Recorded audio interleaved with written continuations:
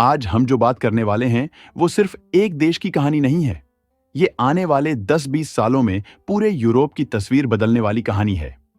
आज यूरोप के ज्यादातर देश एक ही डर में जी रहे हैं कि बाहर से आने वाले लोग उनकी नौकरी छीन लेंगे, उनकी संस्कृति बदल देंगे और उनके सिस्टम पर भारी बोझ बन जाएंगे। इसी डर की वजह से जर्मनी, फ्रांस, इटली और हंगरी जैसे देशों में दक्षिणपंथी पार्टियां तेजी से ताकतवर हो रही हैं। लेकिन इसी बीच एक देश है जिसने बिल्कुल उल्टा फैसला लिया है। जब पूरा यूरोप दरवाजे बंद कर रहा है, स्पेन ने अपने दरवाजे और ज्यादा खोल दिए हैं। और यह कोई भावनात्मक फैसला नहीं है, इसके पीछे हैं ठोस आंकड़े और मजबूरी। अगर हम 20 साल पीछे जाएं, तो 1999 में स्पेन की कुल आबादी करीब 4 करोड़ थी। उस समय प्रवासी आबादी सिर्फ 2% थी, यानी हर 100 लोगों में सिर्फ 2 बाहर से आए हुए। लेकिन जैसे जैसे साल बढ़े, स्पेन की अर्थव्यवस्था तेजी से बढ़ी और मजदूरों की जरूरत बढ़ती गई। 2009 तक स्पेन की आबादी बढ़कर लगभग 4 करोड़ 70 लाख हो गई और इस बढ़ोतरी में सबसे बड़ा योगदान था प्रवासियों का। सिर्फ 10 साल में प्रवासी आबादी 2% से बढ़कर लगभग 12% हो गई। इसका मतलब यह हुआ कि करीब 50 से 60 लाख लोग बाहर से आकर स्पेन में बस गए। ये संख्या इतनी बड़ी थी कि ये मैड्रिड, बार्सिलोना और वेलेंसिया जैसे 3 बड़े शहरों की कुल आबादी के बराबर थी। लेकिन स्पेन को अगर हम बाकी यूरोपीय देशों से अलग समझना चाहते हैं, तो हमें एक बहुत अहम बात समझनी होगी। स्पेन में बाहर से आने वाले लोगों के लिए समाज का हिस्सा बनना उतना मुश्किल नहीं है जितना फ्रांस, जर्मनी या इटली जैसे देशों में है। इसके पीछे 2 बहुत बड़े कारण हैं और यही 2 कारण स्पेन की पूरी कहानी बदल देते हैं। पहला कारण है सरकार की सोच और दूसरा कारण है आम लोगों का व्यवहार। आंकड़े बताते हैं कि 1986 से लेकर 2002 के बीच स्पेन की अलग-अलग सरकारों ने कुल 6 बड़े रेगुलराइजेशन कैंपेन चलाए। इन अभियानों का मतलब था कि जो लोग पहले अवैध रूप से काम कर रहे थे, उन्हें कानूनी पहचान दी जाए। इन 6 अभियानों के जरिए लगभग 12 लाख लोगों को कानूनी दर्जा और बाद में नागरिकता तक का रास्ता मिला। 12 लाख लोग कोई छोटी संख्या नहीं होती। ये लगभग एक बड़े यूरोपीय शहर की पूरी आबादी के बराबर है। इसका सीधा मतलब यह था कि सरकार ने प्रवासियों से कहा कि अगर तुम काम कर रहे हो, टैक्स दोगे और कानून मानोगे, तो तुम्हें छुप कर नहीं जीना पड़ेगा। यही वजह है कि आज स्पेन में प्रवासियों की एक बड़ी आबादी खुले तौर पर काम करती है और सिस्टम का हिस्सा है। अब दूसरा कारण, और शायद सबसे ताकतवर कारण है स्पेन के लोगों की सोच। यूरोप के कई देशों में प्रवासियों को शक की नजर से देखा जाता है, लेकिन स्पेन में ऐतिहासिक रूप से माहौल थोड़ा अलग रहा है। सर्वे बताते हैं कि स्पेन में प्रवासन के खिलाफ नकारात्मक भावना जर्मनी और फ्रांस की तुलना में काफी कम रही है। इसकी एक वजह यह भी है कि स्पेन खुद लंबे समय तक एक प्रवासी भेजने वाला देश रहा है। 20वीं सदी में लाखों स्पेनिश लोग काम के लिए लैटिन अमेरिका और यूरोप के दूसरे हिस्सों में गए थे। शायद इसी वजह से आम स्पेनिश लोगों को यह एहसास है कि बाहर जाकर काम करना कोई अपराध नहीं होता। यही सांस्कृतिक खुलापन आज स्पेन की प्रवासन नीति की नींव बना हुआ है। अब अगर हम मौजूदा सरकार की बात करें, तो प्रधानमंत्री पेड्रो सांचेज की सरकार ने वो फैसले लिए हैं जो आज पूरे यूरोप में सबसे अलग माने जा रहे हैं। जहां बाकी देश नियम सख्त कर रहे हैं, वहीं स्पेन ने प्रक्रिया आसान की है। सबसे पहला कदम नागरिकता और कानूनी दर्जे की प्रक्रिया को सरल बनाना था।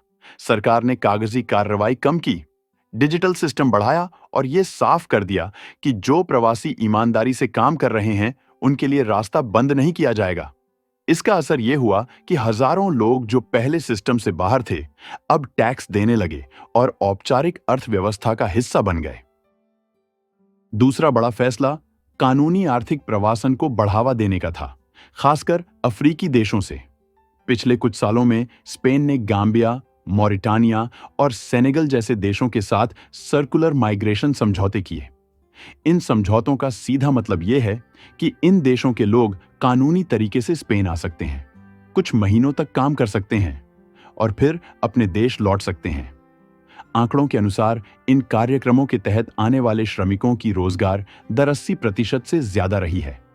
इससे स्पेन को समय पर मजदूर मिल जाते हैं और अफ्रीकी देशों के लोग अपने देश पैसा भेजते हैं, यानी दोनों तरफ फायदा। तीसरा और बहुत दूर की सोच वाला कदम विदेशी छात्रों को लेकर था। स्पेन सरकार ने नियम बदले ताकि बाहर से पढ़ने आए छात्र पढ़ाई के साथ काम कर सकें और पढ़ाई पूरी होने के बाद नौकरी ढूंढ सकें। पहले जॉब सीकर वीजा सिर्फ 3 महीने का होता था, लेकिन अब उसे 1 साल का कर दिया गया है। सोचिए, 3 महीने में नौकरी ढूंढना कितना मुश्किल होता है, खासकर किसी नए देश में। 1 साल का समय मिलने से छात्रों को असली मौका मिलता है। इसी तरह अस्थायी वर्क परमिट की अवधि 2 साल से बढ़ाकर 4 साल कर दी गई। इसका सीधा असर यह हुआ कि लोग लंबे समय के लिए योजना बनाने लगे, घर लेने लगे और परिवार बसाने लगे। अब सवाल यह उठता है कि इन सब नीतियों का नतीजा क्या निकला? आंकड़े बहुत साफ हैं।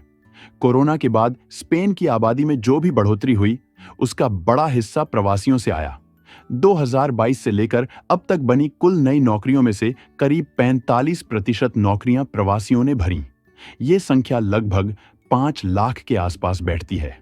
पहले ये नौकरियां ज्यादातर होटल, रेस्तरां और निर्माण में थीं, लेकिन अब तस्वीर बदल रही है। 2018 से 2023 के बीच स्पेन के टेक्नोलॉजी और साइंस सेक्टर का आकार 2 गुने से ज्यादा हो गया। इन सेक्टरों में आने वाले नए कर्मचारियों में प्रवासियों की हिस्सेदारी तेजी से बढ़ी है। इसका नतीजा ये हुआ कि स्पेन की बेरोजगारी दर 2008 के बाद सबसे निचले स्तर पर आ गई। इसका असर सीधा अर्थव्यवस्था पर दिखा। पिछले साल स्पेन की जीडीपी करीब 3.2% बढ़ी, जबकि यूरोजोन का औसत 1% से भी कम था। यूरोपीय आयोग का अनुमान है कि आने वाले 2 सालों में भी स्पेन की ग्रोथ यूरोप के औसत से ज्यादा रहेगी। इसी दौरान वेतन में भी बढ़ोतरी हुई। औसतन सैलरी 4% सालाना की दर से बढ़ी, जो कई सालों बाद देखने को मिला। लेकिन कहानी का दूसरा पहलू भी है। जितने लोग आए, उतने घर नहीं बने। पिछले 10 सालों में स्पेन में किराए करीब 80% तक बढ़ चुके हैं। आज एक औसत व्यक्ति अपनी कमाई का करीब 40% सिर्फ घर के किराए में खर्च कर रहा है। यही वो जगह है जहां नाराजगी पैदा होती है और राजनीति गर्म होती है। सरकार के लिए सबसे बड़ी चुनौती अब यही है कि वो लोगों को समझाए कि समस्या प्रवासी नहीं है, बल्कि घरों की कमी है। अब जरा इस पूरी कहानी को भारतीय नजरिए से देखिए, क्योंकि यहीं से ये मुद्दा सिर्फ यूरोप की खबर नहीं रहता, बल्कि सीधे भारत के भविष्य से जुड़ जाता है। आज भारत दुनिया का सबसे ज्यादा आबादी वाला देश बन चुका है। भारत की कुल आबादी करीब 145 करोड़ के आसपास है और इसमें सबसे बड़ी ताकत है हमारी युवा आबादी। भारत की लगभग 65% आबादी 35 साल से कम उम्र की है। हर साल करीब 1 करोड़ युवा भारत के जॉब मार्केट में एंट्री करते हैं। सवाल सीधा है, क्या भारत की अर्थव्यवस्था हर साल इतने युवाओं को पर्याप्त और सम्मानजनक रोजगार दे पा रही है? यही वो सवाल है जो लाखों भारतीयों को विदेश जाने के बारे में सोचने पर मजबूर करता है। सरकारी आंकड़ों के मुताबिक हर साल करीब 10 से 12 लाख भारतीय काम के लिए विदेश जाते हैं। इनमें से बड़ी संख्या खाड़ी देशों, अमेरिका, कनाडा, ऑस्ट्रेलिया और यूरोप की ओर जाती है। अब ऐसे में जब स्पेन जैसे देश खुले तौर पर कह रहे हैं कि उन्हें बाहर से काम करने वाले लोगों की जरूरत है, तो ये भारतीय युवाओं के लिए एक बड़ा मौका बन जाता है। खासकर technology, IT, data, artificial intelligence और साइंस जैसे क्षेत्रों में स्पेन में पिछले 5 सालों में टेक सेक्टर का आकार लगभग दोगुना हुआ है और सरकार के अपने अनुमान के अनुसार आने वाले 10 सालों में उसे करीब 5 से 7 लाख कुशल पेशेवरों की जरूरत पड़ेगी। ये कोई छोटी संख्या नहीं है। भारतीय आईटी पेशेवर पहले ही दुनिया भर में अपनी पहचान बना चुके हैं।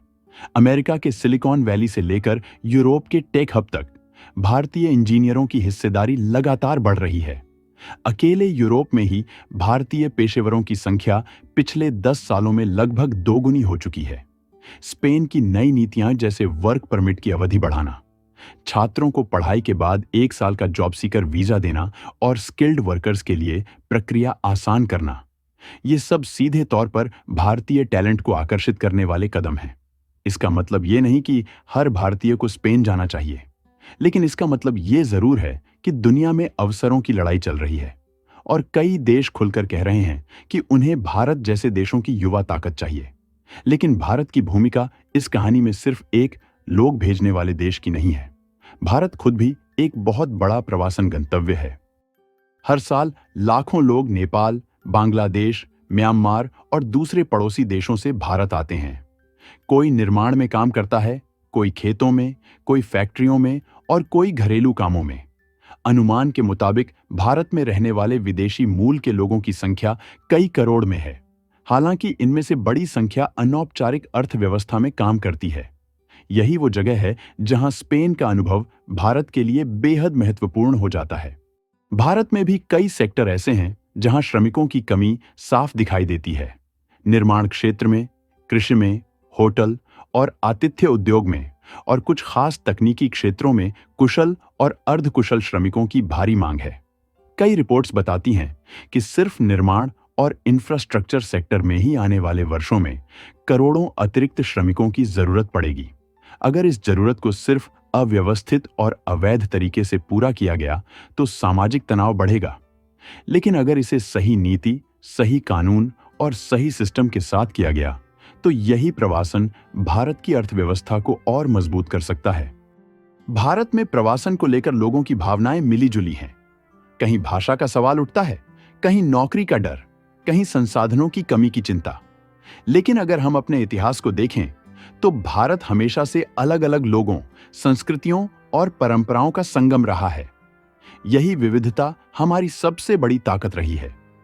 यही सोच अगर सही नीतियों के साथ आगे बढ़ाई जाए तो अंतर्राष्ट्रीय प्रवासन भी टकराव नहीं बल्कि विकास का साधन बन सकता है।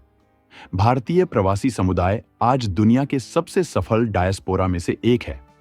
भारतीय विदेशों में न सिर्फ पैसा कमाते हैं बल्कि वहां की अर्थव्यवस्थाओं में टैक्स देते हैं, कंपनियां बनाते हैं और नौकरियां पैदा करते हैं। जब हम चाहते हैं कि दूसरे देश हमारे लोगों के लिए अपने दरवाजे खोलें तो हमें भी ये सोचने की जरूरत है कि हम दूसरों के लिए भारत में कौन से दरवाजे खोल रहे हैं। क्योंकि प्रवासन एक तरफा नहीं होता, ये हमेशा दो तरफा प्रक्रिया होती है। स्पेन की कहानी आखिर में हमें एक ही बात सिखाती है कि प्रवासन अपने आप में न अच्छा है न बुरा। सब कुछ इस बात पर निर्भर करता है कि सरकारें इसे कैसे संभालती हैं। सिर्फ लोगों को आने देना काफी नहीं है, उन्हें कानूनी पहचान देना, उनकी योग्यताओं को मान्यता देना, उन्हें समाज का हिस्सा बनाना और उनके लिए स्पष्ट रास्ता बनाना, यही असली नीति होती है। अगर भारत इन सब बातों को समय रहते समझ लेता है तो प्रवासन हमारे लिए बोझ नहीं बल्कि आने वाले दशकों की सबसे बड़ी ताकत बन सकता है।